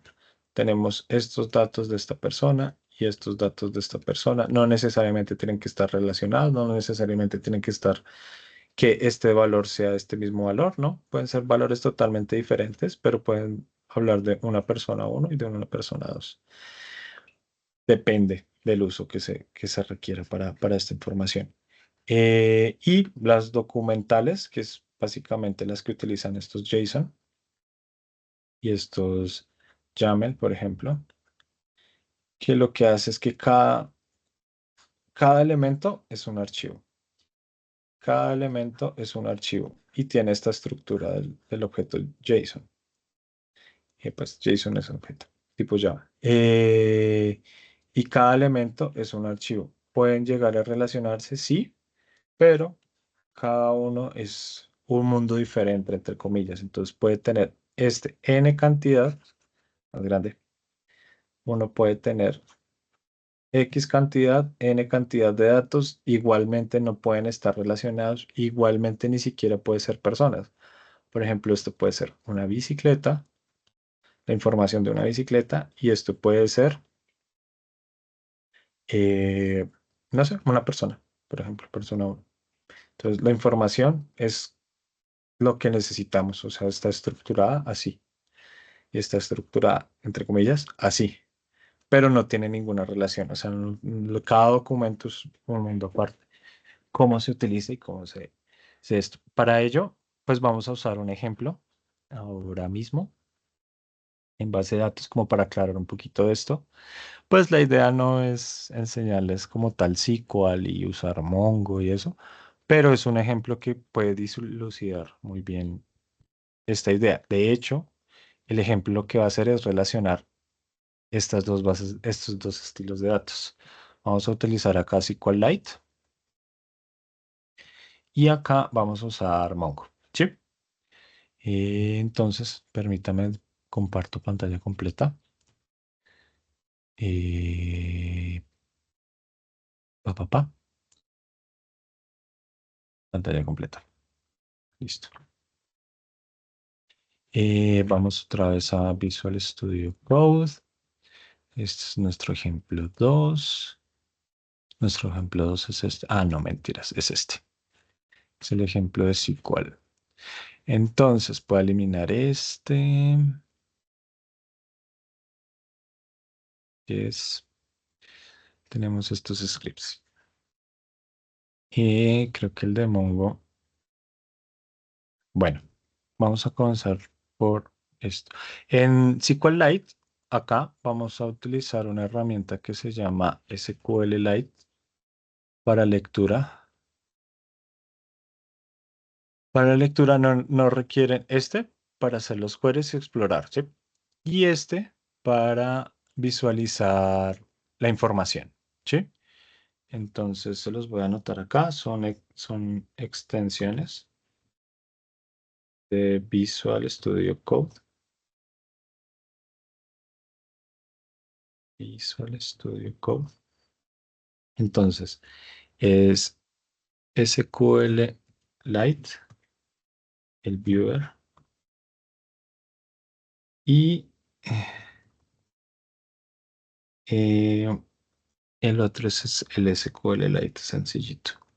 Para que cuando quieran utilizar este código, es importante que los tengan instalados y ya. Él mismo crea su información. El script ya los explico. Y para Mongo, permítame un segundo, creo que estaba acá. Para Mongo es un poquito complicado de navegar porque tiene una parte Enterprise y esta parte de Atlas que es de comunidad también. Pero para este caso solo vamos a utilizar este de Community Server. Esta es la forma de utilizar Brew para los que tienen Mac o Linux, pues pueden usar Brew para instalarlo. Y los de Windows, pues acá directamente está el botoncito de descarga. Es muy de siguiente, siguiente, siguiente, no tienen que configurar nada, es muy sencillo. Y lo importante de acá lo importante de acá es que, por favor, a veces falla la instalación y acá es muy importante que tengan acá el compás. Esta es la forma de saber si el Mongo quedó bien instalado o no. Se instala este programa, Mongo Compass. Es la manera de administración gráfica del Mongo, no es muy misteriosa. Muchos programas para SQLite también son similares para administrar bases de datos. O sea, no necesariamente tienen que ser por consola. Drop, actividades. Drop es eliminar. Y este es el tipo de conexión. O sea, no tienen que hacer absolutamente nada, solo darle acá a conectar para visualizar. Pero el mismo ya está corriendo de manera eh, en segundo plano en su sistema operativo. Entonces vamos ahora hacia el código. Eh, Primero, SQLite. Acá tenemos, primero, importamos esta librería que es de Python, que nos ayuda a manejar SQLite, a crear elementos, tablas, bases de datos con SQLite. En este caso vamos a crear una tabla muy sencilla. No tiene ningún misterio, son solo dos valorcitos de tabla. Y vamos a crear tablas y enviar información, ¿listo? Entonces, esta es solo la manera de hacer la conexión. Perdón. Luego tenemos esta, que es nuestra primera tabla. Entonces, pues si no existe, la crea. Esto es una herramienta, pues este es el lenguaje de SQL. No es tan difícil, es crear tabla. Si no existe, esto es importante porque a veces existen las tablas y caer en redundancia. Elimina información. Pasa. Creamos la tabla tipo roles. ¿Con qué? Con un ID, que es nuestra llave primaria. ¿Qué significa la llave primaria? Es nuestro elemento de identificación de esa tabla. Es nuestra identidad. No se pueden repetir las llaves primarias, son únicas. Las creamos normalmente de tipo integer, de tipo entera. Pero, por ejemplo, eh, ustedes como estudiantes tienen su llave primaria en la universidad, que es su código, pero también podríamos utilizar su llave primaria o otra llave, no necesariamente primaria, como como primaria, que sería su cédula. Son elementos únicos que los identifican a cada uno de ustedes de manera diferente y sabemos que no se va a repetir. Entonces es lo que se suele hacer. Y acá, nombre. Not null es que no aceptamos vacíos, no aceptamos nulos, no aceptamos que no estén. La siguiente tabla es igual, creamos tablas, si no existe, esta se llama usuarios. Tenemos nuestro identificador también de tipo integer como llave primaria. Tenemos un nombre y tenemos un correo electrónico. También tenemos un role ID que es un tipo de rol que le vamos a dar a, a este usuario. ¿Qué es este foreign key? Este foreign key es una llave primaria. ¿Qué significa esto? Que en role ID tenemos una referencia de roles de ID. ¿Sí?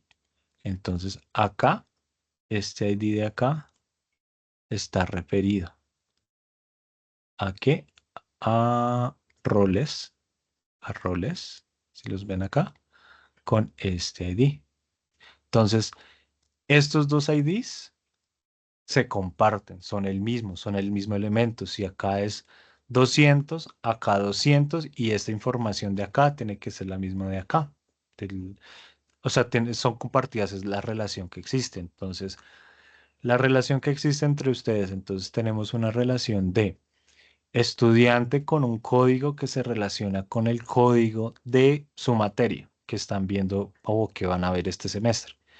Esa es esa es la forma de verlo.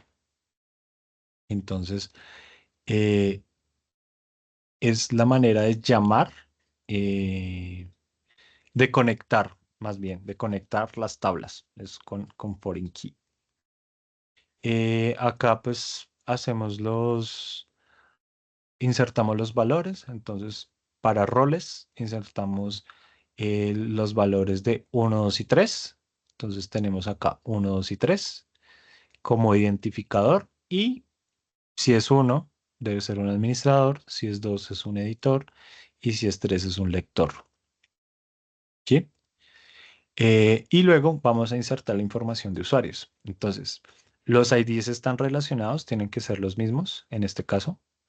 eh, y se relacionan con que el 1, que es Ana, tiene este correo y sabemos que si es 1, es una administradora o es un administrador. Y lo mismo para los otros dos casos.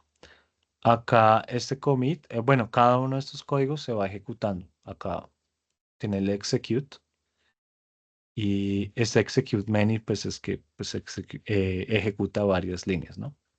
Pero acá directamente ejecuta estos cambios. Tiene que ejecutar estos cambios. Este commit es como para cerrar, como para guardar esto y cerrar la conexión. Siempre tenemos que cerrar las conexiones. Muchas veces las famosas puertas traseras son por estos no cierres de conexiones. Entonces es importante siempre cerrar las sesiones. Entonces les voy a mostrar el ejemplo de este. Python, igual que todos. Ahora este se llama SQL, SQL no SQL Proyecto. Era un pequeño proyecto. Acá tenemos una segunda carpeta que es scripts, porque pues lo separé por scripts. Y tenemos Polar, pero siempre sale Mongo de primeras. SQL Lite. Con ejecutar esto, ya ejecutamos cada una de estas acciones. Lo hace de manera rápida, lo hace de manera sencilla. Por eso Python es un buen lenguaje para manejo de bases de datos, para backend, para todo este tipo de cosas. Es muy rápido y muy eficiente. Y acá podemos ver la información. Entonces, en la primera tabla de roles tenemos admin con 1, editor con 2 y lector con 3. Si nos vamos acá a este, podemos poner en paralelo y consultar acá. Perdón. Acá. Entonces podemos ver, sí, nos quedó bien guardado. Admin con 1, editor con 2 y lector con 3. Y en los usuarios tenemos a Ana con 1 con su respectivo correo, a Luis con 2 con su respectivo correo y a Marta en 3 con su respectivo correo. Acá pues son muy poquitos datos, pero imaginen un volumen más grande de datos, como por ejemplo, pues no es tan grande, pero por ejemplo en el ejemplo 1, el de Titanic, eran muchos más datos. Crear esas relaciones, pues toca tener cuidado para evitar problemas. Y esta es la relación del ID, el role ID. Entonces creamos este role ID, que es este valor de acá, perdón, con este ID de acá. Esta es la relación, perdón. Era esta con esta. Y es el role ID con el ID de roles. ¿Listo? Entonces aquí es donde se ve esa relación. Aquí se ve que es una llave. Acá vemos que la llave primaria tiene un color amarillito. Acá también. Entonces esta es una manera también de gestionar, pues, entre comillas, para este caso, nuestra base de datos. Ahora con Mongo. Mongo es mucho más sencillo. Acá lo importante es que necesitamos esta librería de PyMongo. Otra vez, Python es muy flexible, es una herramienta del pueblo, tiene para todo. Entonces usamos, y ya aquí importamos esta de librería, o sea, sobre la librería importamos este elemento que es el que nos interesa, que es nuestra manera de ser clientes, de ser clientes, o sea, no somos servidor, somos clientes, vamos a enviar información. Esta es la manera de enviar la información, es bastante sencilla. Client es la conexión, creamos una conexión sencilla. Este DB es para crear la base de datos, si no está creada, si está creada, pues solamente la consulta o la modifica. Y creamos este primer documento, que este es nuestro, entre comillas sería nuestra tabla, pero pues no es tabla, es nuestro primer archivo. ¿Por qué? Porque estamos usando Mongo y si recuerdan Mongo es con base a archivos. Y acá, ¿qué hacemos? Tenemos un usuario con una identificación, mucho más sencillo. Tenemos una acción, este es el estilo clave-valor que más o menos les decía, pero pues cada uno es un documento. Entonces, pues esto es como una base de documentos. Por eso como que cada elemento es un mundo. Entonces tenemos un usuario, tiene una acción. ¿Cuál es la acción del usuario 1? Ingresar. Tenemos una fecha. Esta fecha de acá es este elemento, esta librería de acá, que solo me captura la hora actual, es la fecha y la hora actual. Es muy útil para, por ejemplo, cuando están denotando accesos, pues necesita uno saber cuándo accedió alguien para descubrir posibles intrusiones también, o para capturar información. Digamos, ustedes necesitan saber cuándo ingresa un empleado a trabajar exactamente. Puede que la tarjeta la marcó a las 8:00, pero ingresa a la plataforma a las 9:15. Entonces, ustedes necesitan esa información de manera veraz. Entonces, es para eso que se utiliza DatTime, también para pues, capturar informaciones de datos de sensórica. Uno utiliza el DatTime y sabe en qué momento se capturó qué dato. Y el detalle, aquí el asunto. El detalle es diferente para cada uno. Si se fijan, acá estoy solicitando una IP. Acá estoy mostrando una IP. Acá estoy mostrando un módulo. ¿En qué módulo voy a estar? En artículos. Y acá estoy detallando, es una sección. ¿En qué sección voy a estar? En la sección de noticias. Entonces, pues módulos son un elemento grande. Este es un apartado pequeño, puede ser una página. ¿Sí? Ahora bien, acá lo único que hacemos es insertar esta información con pues, la base de datos ya dentro de actividades. eh, Insertamos esta información. Many, pues porque son varios, ¿no? Pero pues si no, insert. Y las comillitas cuadraditas, esto es pues ya de lenguajes, de estilos de lenguajes viejos, pero pues es la estructura de esta librería. Es más por eso. Y lo ejecutamos. Es sencillo, no tiene ningún error, no tiene ningún esto. Ahora, acá no creamos un dato dentro de nuestros archivos, creamos una conexión con nuestra base de datos que está dentro del sistema operativo. Entonces vamos a Mongo Compass y acá en la parte de admin, porque pues ejecutamos como administrador, perdón, acá tienen que darle refresh, acá en este simbolito de las bolitas, y acá ya sale actividades. Se ve que sale como carpetica, es como nuestro repositorio o nuestro directorio de documentos. Por eso decía que uno puede crear dentro de esta base de datos varias carpeticas o varios gestores de archivos, o bueno, varios directorios, y dentro de ellos cada uno puede tener su documento. Estos son documentos aparte. Si se fijan bien, la fecha es la misma, el horario es el mismo, pero cambia el hecho de el detalle.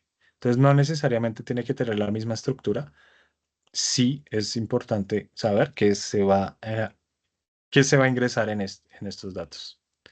Entonces, esta es nuestra manera de crear los dos estilos de base de datos, los dos tipos de base de datos, relacionales, no relacionales.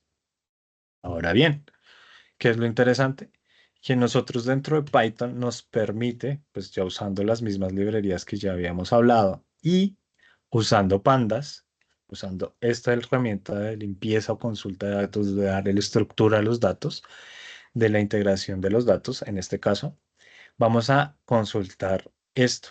¿Qué sucede? Que pues o sea, cada una de las bases de datos tiene un ID.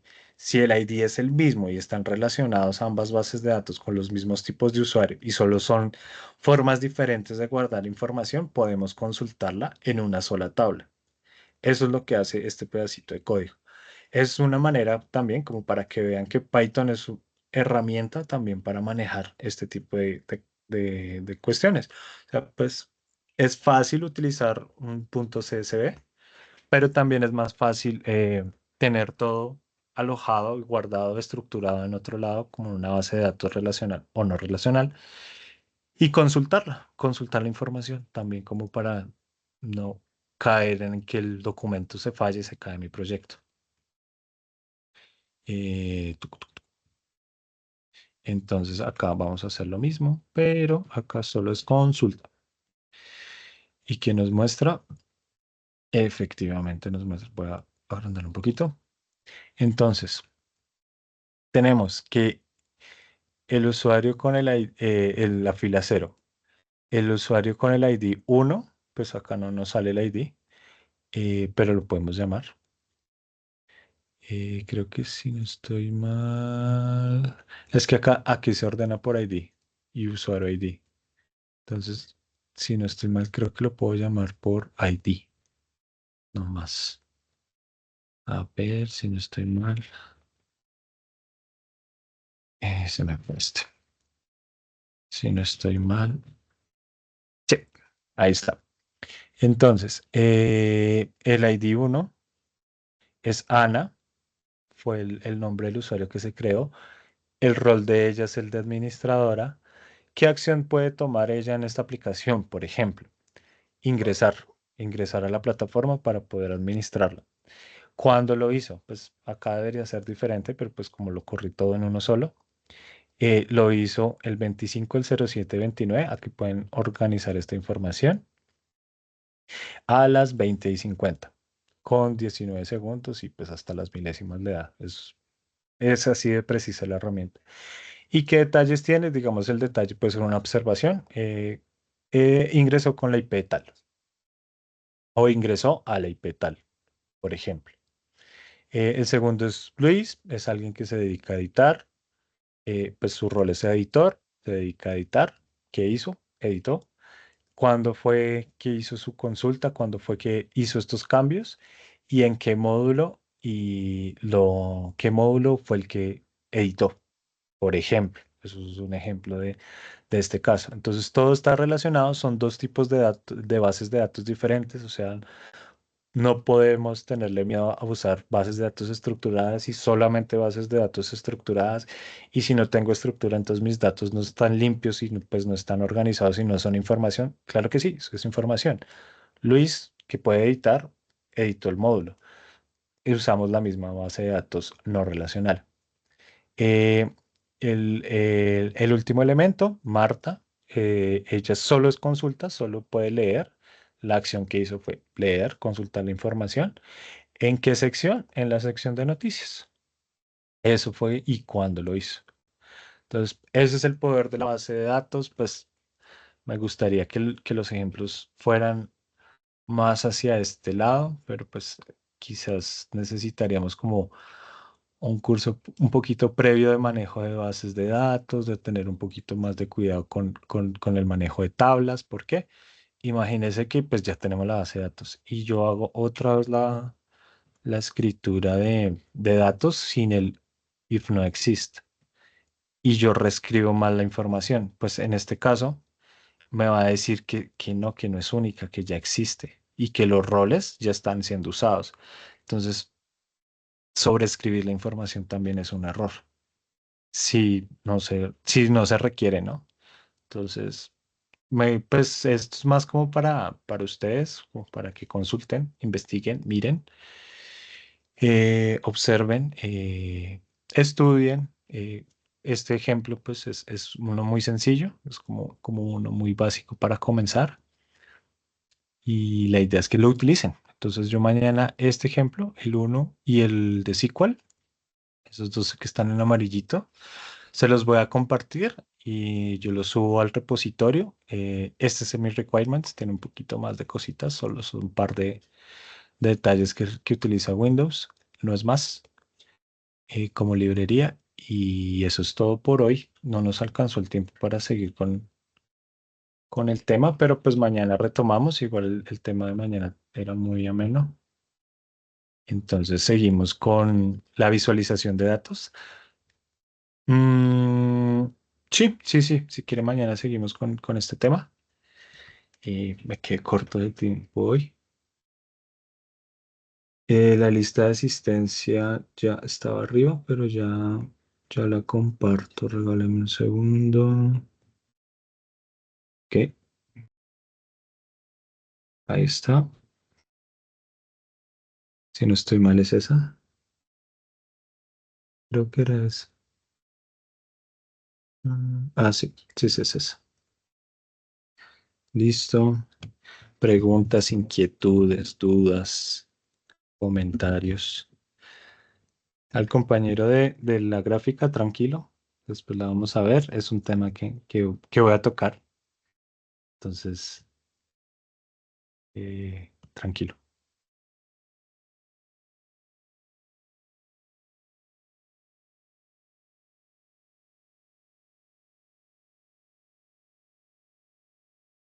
Depende, depende. Es que todo es como un campo de investigación bastante grande y sigue siendo en discusión. Eh, Obviamente, tablas o, bueno, bases de datos gigantescas, muy grandes para términos de consulta de datos eh, de manera estructurada como SQL, podemos pensar y afirmar también que son muy lentas, es algo muy lento, entonces no es tan fácil, tan rendimiento, pero pues hay estudiosos del tema y que crean métodos, hay métodos matemáticos y métodos, hay libros especializados solo en temas de consultas en SQL, entonces podemos ver métodos para mejorar esto. Evidentemente, NoSQL nació precisamente para eso, para que podamos tener una relación más flexible en términos de consulta. Entonces, como vieron en el ejemplo, pues yo consulto directamente el detalle. No me voy a otra tabla y tener que conectar esa tabla con esa tabla. Simplemente le coloco una notita a mi documento del usuario y ya. Entonces, pues está la relación directa y no necesito hacer una consulta tan larga. Sí, los videos quedan acá al finalizar la clase. Creo que él se demora como un tiempo de media hora más o menos de render para poder, para poder volver a subir el video. De hecho, si visualizan en el chat de ayer, ay, qué pena. Acá. en el chat de los que estuvieran todo el tiempo, acá ya quedó la sesión y pueden ver pero este es el resumen. Bueno, creo que está en la plataforma también la de las sesiones. Igual no se preocupen, al finalizar los cursos, bueno, el curso, voy a subir esto a la plataforma de YouTube del doctorado, del canal de YouTube, y lo voy a colgar en página del doctorado para que después puedan visualizar el curso y si quieren estudiarlo más detalle, el GitHub no lo voy yo el GitHub no lo voy a quitar, no voy a eliminar el repositorio. Si quieren, pues para los que conocen GitHub, si quieren pueden hacer un fork de este documento y el fork es que acá, este fork, es que ustedes copian este proyecto y lo pueden trabajar. Si hacen cambios que les parecen interesantes, me pueden hacer el merge, me pueden hacer la consulta. Los evaluamos y lo podemos dejar. Los cambios adicionales, la idea también es eso. Acá lo anoto, que repasen los ejemplos, que los estudien, que pueden hacer el fork para que ustedes puedan modificar el código a su antojo. Y si quieren contribuir, porque pues la idea es esa, que ustedes también se conecten con lo que es el doctorado y la academia, y que no solo son los doctores, sino pues son todos, desde pregrado pueden participar, eh, a contribuir con mejoras. Igual eso hace que tanto los estudiantes de doctorado se interesen por proyectos con ustedes. Muchos estudiantes de doctorado son docentes de la universidad, los pueden apoyar en esas áreas. También si visitan la página web pueden darse una idea de cuál es el enfoque de los docentes que hay, que son también docentes o son docentes de la Universidad Distrital. Entonces, la idea es crear esa red esa red académica, no solo pues en solo el doctorado, sino que todos participen y no necesariamente solo en la Universidad Distrital. Pueden participar de otras universidades, de otras instituciones. Entonces también por eso el CECAT está abierto como para todos. El material de presentación tengo que guardar. ¿Quieres la presentación? Mm, esta presentación la quieres. Pues no planeaba subirla porque pues toda la información la tenía en la parte del notebook, del trabajo de clase. Acá en trabajo de clase se está creando estas notas, precisamente para que las consulten, pero pues me tocaría preguntarle a la diseñadora si me permite compartir la presentación. Es que esta la mandé a hacer y es una presentación que posiblemente tenga alguna restricción. Entonces voy a consultar con ella y si le parece a ella bien, pues la comparto. ¿Sí? Si les parece. Sí, sí, sí, sí, está bien, está bien. Listo. Listo, muy buenas noches. Nos pasamos un poquito de tiempo, pero mañana retomamos. Igual vamos bien. Tranquilos. Listo. Muchas gracias. Buenas noches. Que descansen.